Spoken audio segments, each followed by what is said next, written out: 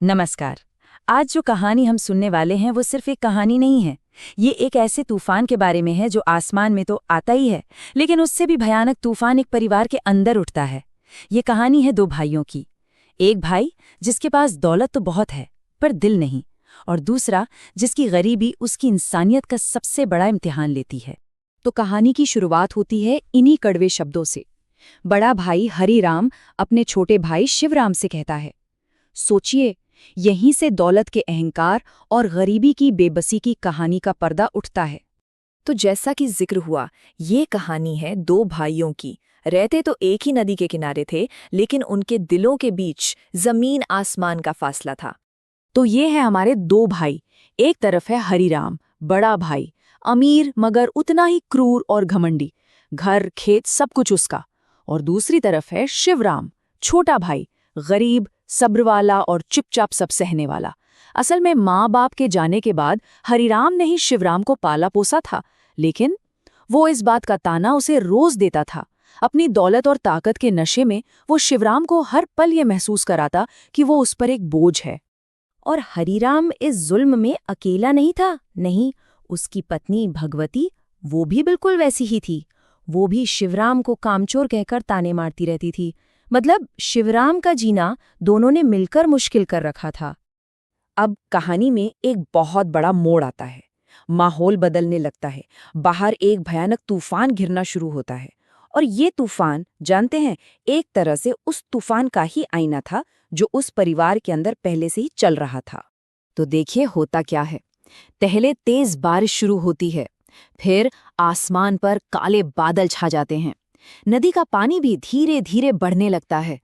और जैसे जैसे बाहर का तूफान भयानक होता जा रहा था ना, ठीक वैसे ही हरिराम का गुस्सा और उसकी बेरहमी भी बढ़ती जा रही थी। और उसकी सोच देखिए कितनी छोटी थी। उसने शिवराम से साफ साफ कह दिया, मतलब साफ था, उसके लिए उसके जानवर उसके भाई के परिवार से ज्यादा कीमती थे। और फिर वो हुआ जिसकी किसी ने कल्पना भी नहीं की होगी।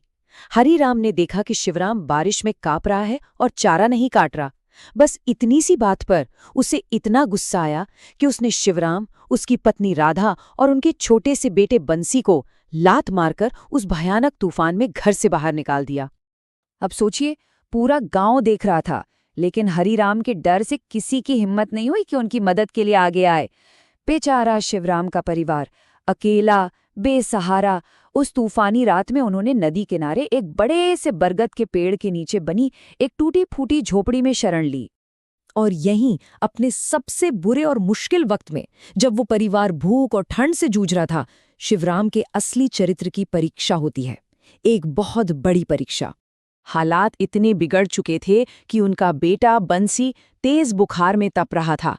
3 दिन हो गए थे, घर में खाने का एक दाना नहीं था। शिवराम बेचारा गांव के कूड़े में कुछ खाने को ढूंढने निकला, और उसे मिला क्या? सिर्फ 2 छोटे छोटे सड़े हुए आलू। लेकिन उस वक्त वो सड़े हुए आलू भी उसके लिए अमृत जैसे थे। लेकिन कहानी यहाँ एक और मोड़ लेती है। जब वो आलू लेकर वापस लौट रहा था, तो रास्ते में उसे एक बूढ़ी औरत दिखी। वो बेचारी ठंड से कांप रही थी, भूखी प्यासी, बारिश में पूरी तरह भीगी हुई। अब यहाँ एक बहुत बड़ा सवाल खड़ा होता है ना, कि जब अपना ही परिवार भूखा हो तो क्या किसी और की मदद की जा सकती है? उस बूढ़ी औरत की हालत शिवराम से देखी नहीं गई। उसका दिल पिघल गया।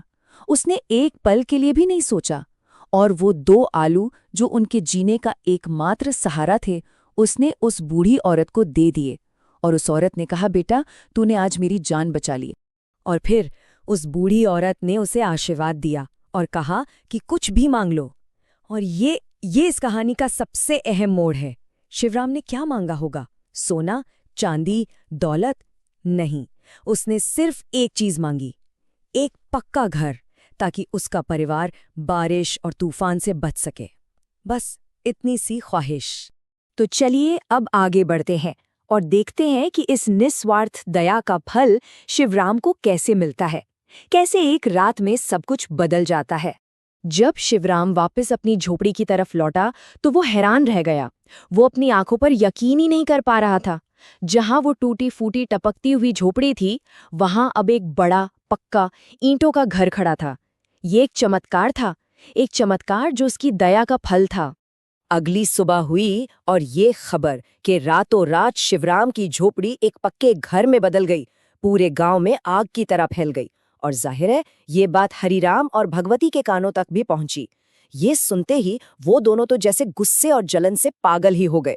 तो अब उनकी प्रतिक्रिया क्या थी? ईर्ष्या और लालच। उन्होंने फौरन एक योजना बनाई। उस बूढ़ी औरत को ढूंढना है। लेकिन क्यों? मदद करने के लिए नहीं, बल्कि अपने लिए उससे भी बड़ा चमत्कार मांगने के लिए। वो 3 दिन तक उसे खोजते रहे, पर नतीजा उन्हें कोई नहीं मिला। उनकी सारी मेहनत बेकार गई। उन्हें वो औरत कहीं नहीं मिली। और गांव वाले भी आपस में यही बातें कर रहे थे कि चमत्कार लालची लोगों के लिए नहीं होते, ऊपर वाला भी देखता है कि कौन हकदार है और कौन नहीं। और यहीं से कहानी अपने अंत की ओर बढ़ती है, जहां कर्मों का फल मिलता है। दोनों भाइयों को ठीक वही मिला जिसके वो हकदार थे, जो उन्होंने कमाया था। तो आखिर में क्या हुआ? हार कर हरिराम और भगवती अपने घर लौट आए। लेकिन अब वो अपनी इस नाकामी के लिए एक दूसरे को ही दोष देने लगे। उनकी सारी दौलत उन्हें वो शांति नहीं दे पाई जो शिवराम को मिल गई थी। उनके पास सिर्फ कड़वाहट और पछतावा बचा था। तो नतीजा बिल्कुल साफ है। शिवराम का इनाम क्या था? एक घर, लोगों का सम्मान और मन का संतोष। और हरिराम का परिणाम? उसका अहंकार, उसका लालच और आखिर में सिर्फ पछतावा। वो अपनी ही आग में जलता रह गया। और ये कहानी हमें एक बहुत गहरी, बहुत शक्तिशाली सीख देती है। कहते हैं ना, इंसान जब लालच में डूबता है तो रिश्ते, अपनापन, संस्कार सब कुछ बहा ले जाता है। तो ये कहानी हमें एक बहुत ही जरूरी सवाल के साथ छोड़ जाती है, जिस पर हम सबको सोचना चाहिए। दौलत का असली मतलब क्या है? वो चीजें जो हमारे हाथ में हैं, या वो अच्छाई जो हम दिल से देते हैं?